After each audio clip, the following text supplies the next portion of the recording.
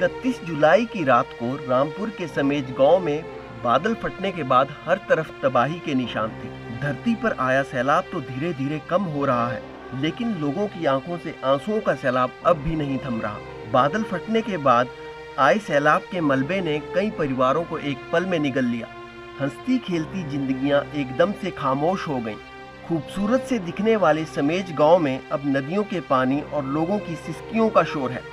पीड़ित लापता हुए लोगों के इंतजार में हैं।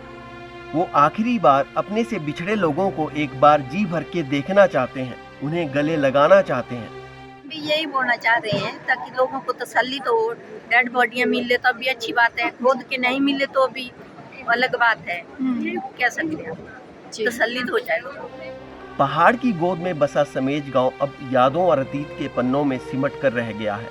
इस गांव में भी स्कूल, मंदिर, खेत खलिहान, प्राथमिक स्वास्थ्य केंद्र सब थे, लेकिन बादल फटने के बाद तेज बारिश के कारण गांव के साथ लगते नाले में बाढ़ आ गई। बाढ़ में बहकर आए मलबे, बड़े बड़े पत्थरों ने पूरे गांव का नामो निशान मिटा दिया। बस्तियाँ थी, अब जैसे आप नजर आ रहा है कि वो यहाँ तो ऐसा लगता है कि हमेशा ऐसा ही था जी, मगर यहाँ बहुत सारी ग्रीनरी थी, बस्तियाँ थी, वो सब नस्ता नहीं थी।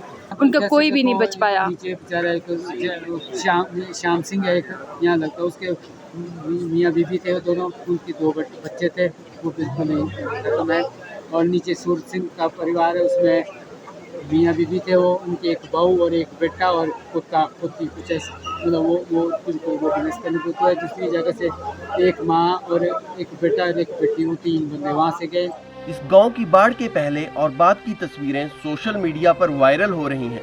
31 जुलाई के बाद उससे पहले की तस्वीरों को एक साथ देखने पर यकीन नहीं होता कि यहाँ एक खूबसूरत गांव भी था। अपनों को खोने वालों की नजरें मलबे के ढेर की तरफ निगाह टिकाए हुए हैं। आपदा प्रभावित क्षेत्र को जिला प्रशासन ने 6 हिस्सों में बांटा है। पहले हिस्से में एनडीआरएफ की टीम, दूसरे हिस्से में भारतीय सेना, तीसरे हिस्से में सीआईएसएफ, चौथे में आईटीबीपी, 5वें और 6ठे हिस्से में पुलिस, होमगार्ड और त्वरित कार्रवाई दल की तैनाती की गई है। पूरे 85 किलोमीटर के दायरे में ये सर्च ऑपरेशन चल रहा है। एरिया में ये बॉडीज रिट्रीव करना एक बहुत कठिन कार्य है, पर फिर भी हमारा प्रयास जारी है और हम कोशिश करेंगे कि जल्दी से जल्दी अगर हो सके तो हम बॉडीज को रिट्रीव करें। और जो यहाँ राहत का काम है, कल माननीय मुख्यमंत्री भी आए थे, वो भी निर्देश दे के गए, एडमिनिस्ट्रेशन को भी बता गए कि किस तरीके से लोगों को तुरंत राहत मिलनी चाहिए, चाहे वो खाने का सामान है, चाहे उनको और भी जो आर्थिक तौर से मदद करने की बात है, उसके भी उन्होंने निर्देश दिए हैं। समेज गांव के स्कूल को बाढ़ ने उजाड़ कर रख दिया है। गांव में ही बने सीनियर सेकेंडरी स्कूल की निचली मंजिल की कक्षाओं में गाद भर चुकी है। स्कूल के 8 छात्र लापता हैं, जो अब कभी स्कूल नहीं लौट पाएंगे। स्कूल की आधी इमारत इस गाद में दबी हुई है। जिस स्कूल में कभी बच्चों का शोर सुनाई देता था, आज वहां पानी के तेज बहाव का शोर है और पूरे स्कूल में सन्नाटा पसरा हुआ है। स्कूल की ऊपरी मंजिल पर मलबे के ऊपर पड़ी एक ट्रॉफी और दीवारों को तोड़कर अंदर घुसी बड़ी बड़ी चट्टानें और मलबा उस खौफनाक मंजर की गवाही दे रहा है। आरुषि, रितिका दीदी, तनु दीदी, अंजलि दीदी और प्रीतिका दीदी। अच्छा, इन सब में से सबसे ज्यादा किसके साथ रहते थे आप? राधिका दीदी। राधिका दीदी से डांटते थे आपको? नहीं, ट्यूशन गई थी उनके पास। वो पढ़ाते थे आपको? क्या पढ़ाते थे आपको? और जिसका काम दिया था याद कराते थे। अच्छा, वो किस गांव से थे? वो थे कैलाश नगर। अच्छा, नहीं यहाँ कहाँ रहते थे? यहाँ पर उनका घर ले गया, समेज पूरा घर चला गया उनका।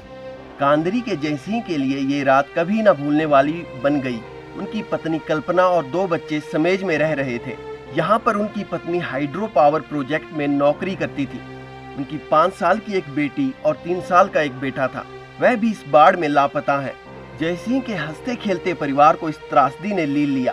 उससे पहले दिन के जी बच्चों को छुट्टियाँ थी जी बीपीएस में पढ़ती थी जी शिफ्ट करना था जी रतनपुर जाना था, रूम रखना था रतनपुर जी। उस रात ये ऐसी लीला रची भगवान ने कि उनको संभलने का भी मौका नहीं दिया। अपने दोनों बच्चों को साथ लेके इस संसार को छोड़ के चले। बाढ़ में बहने से कुछ देर पहले तक इंस्टाग्राम पर अपलोड की गई उनकी रील सोशल मीडिया पर वायरल हो रही है। कल्पना को क्या मालूम था कि मजाकिया तौर पर बनाई गई रील अगले दिन रियल में बदल जाएगी। यार मैं सोच रही थी, लोग कहते हैं ना काम कर लो नहीं मौत आती, अगर आ गई तो मैं इतना बड़ा रिस्क कैसे ले लूँ अपनी जान के साथ। अगर मैंने काम किया और आ गई मौत, फिर मैंने तो जिंदगी में कुछ नहीं देखा है अभी। समेज गांव को मिले ये जख्म अब कभी भर नहीं सकते।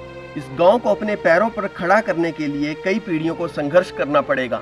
बादल फटने के बाद आए सैलाब में कई परिवार मलबे के कई फीट ढेर के नीचे दफन हो चुके हैं। हंसती खेलती जिंदगियां एकदम से खामोश हो गईं। खूबसूरत से दिखने वाले गांव में अब नदियों के पानी और लोगों की सिसकियों के शोर के अलावा कुछ नहीं बचा। रामपुर से ईटीवी भारत के लिए मीनाक्षी की रिपोर्ट।